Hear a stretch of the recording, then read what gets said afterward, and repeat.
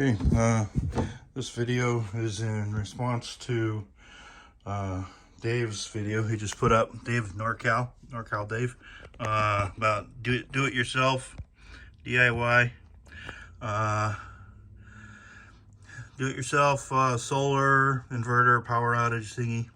Where I live, I thought about it. That's why I bought this Igloo ice cube cooler, you know, with the handle that goes up and down, so you can I think it goes, yeah, I guess that's as far as it goes. Anyways, so I was gonna do this for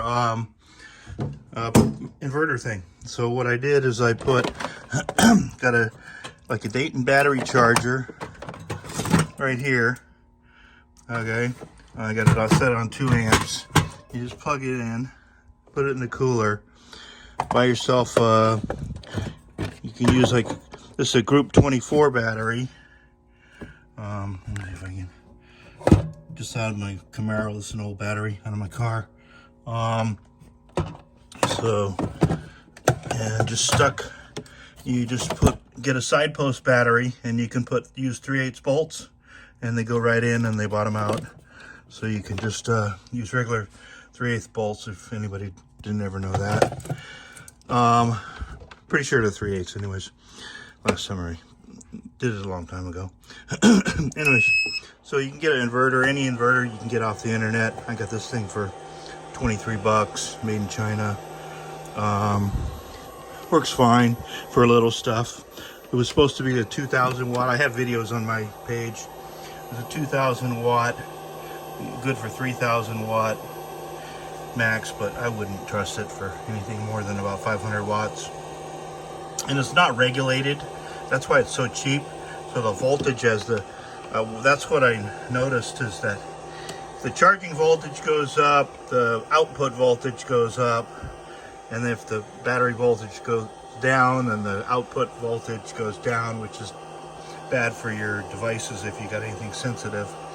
So that's the deal with a cheap inverter. They're not regulated at all, so you get varying voltages all over the place. So always best to go with a pure sine wave if you can afford it. The one in Dave's video, I just looked it up, about 320, I think it was 326 bucks or something. So around there, 300 and some odd bucks. So that's a really good deal for a pure sine wave at 2,200 watts. It's a really good deal. You can get a modified sine wave for 2,000 watts for 200, but it's worth it to spend the extra $100 if you got it. So anyways, but this is what I just do for this. This is a cheapo, fast way to do a power outage, you know, backup thing. You just buy a car battery and inverter. You can buy a car battery for $100 and inverter for less than $100.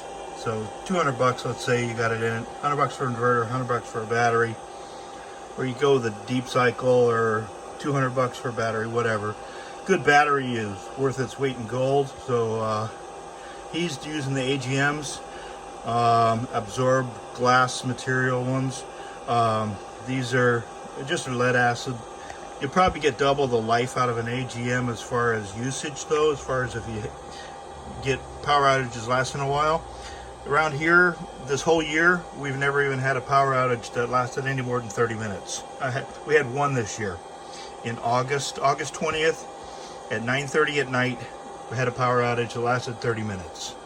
So I keep track of it just to see if we got power outages, more or less. But we don't even I don't get power outages where I lived around here. So you can just do this. It's got the USBs on it, which is cool. I don't think Dave's has the USB, so you can do all that yourself, you know. But so this is just a cheapo way. For 200 bucks, you could get yourself get a power outage thing going on, and you can see it works. Actually, let me see. Hang on, this cable is check something out here for a second. Okay, well, it appears it's not charging. Hang on. I don't know what was going on with my USB thing, but it stopped charging the phone. So I think the USB man had died on my little $20 cheapo inverter. But anyways, US 115 volt part works fine. Here's the radio. If you want to just listen to the news, you can see it's plugged in. See? See, there you go. Turn off the inverter. Okay. And we're going. $50,000 for the American Foundation for Suicide Prevention. So, we know that talking music. So there we go. We got that. It's not plugged into the wall right now. So let's try to see. It's right here. So we're just running off the battery. We got it's an old battery, so the battery's half junk, so your voltage is a little bit low. But this is just to show you what's going on. We got 118 volts, 12.4 volts on the battery. Little inverter setup. You can do an inverter thing. You just get a car battery and an inverter off the internet. You can spend $50 for a 400 watt and 500 watt inverter to run just charge stuff, little stuff. You need the bigger wattage, and I wouldn't recommend anything smaller than 3,000 watt if you're going to run your home refrigerator. You need 2 batteries and a 3,000 watt inverter, pure sine wave inverter, if you want to do a home refrigerator. That's my professional recommendation on that. But anyways, then you could hook up solar panels if you want to. I got a little panel right there. But yeah, so anyhow, so that's a little response to Dave at NorCal Do It Yourself power outage thing. We don't get power outages around here. I thought about it, as you can see. I thought about building one, but it's been sitting here for a while. I was gonna do put little drill holes in the front of it in the cooler, put 115 volt plug in things and USB things in the front, and a digital meter and cigarette lighter hole, and USB things all in the front here.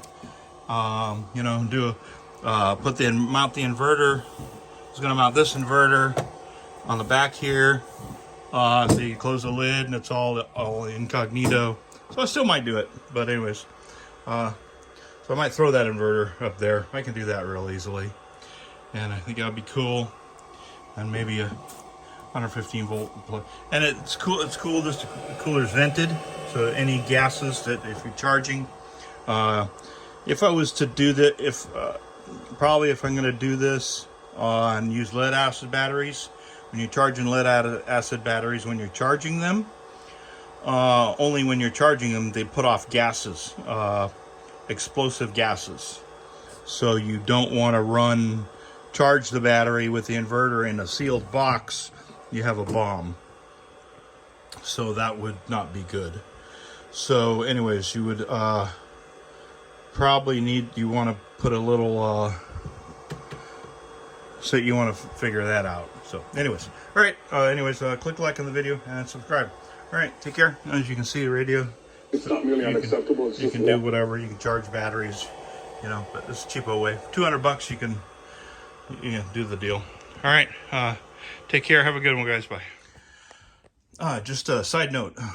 Dave's setup probably cost him around $900. I don't think he mentioned it in the video, but if you have power outages, like I think he just went through a power outage up there. I noticed in the news that Santa Cruz, I think they must have had power outages for a while, like a couple days or something up there.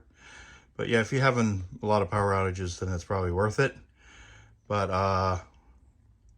yeah, we don't, like I said, we don't get power outages down here. So we just don't. That's good. Anyways, so yeah, that inverter he spent like $300, and those panels are probably like $200 a piece. So that's 4, 5, 6, 700 right there. And the MPP charge controller, probably another $150. So $850 plus tax. So not going to see much change out of $900 for what he did. So if you, like I said, if you only get occasional power outage, this is the way to go. $200 or less. You can just do the, yeah. So anyways, all right, click like on the video. All right, subscribe. Take care. Bye.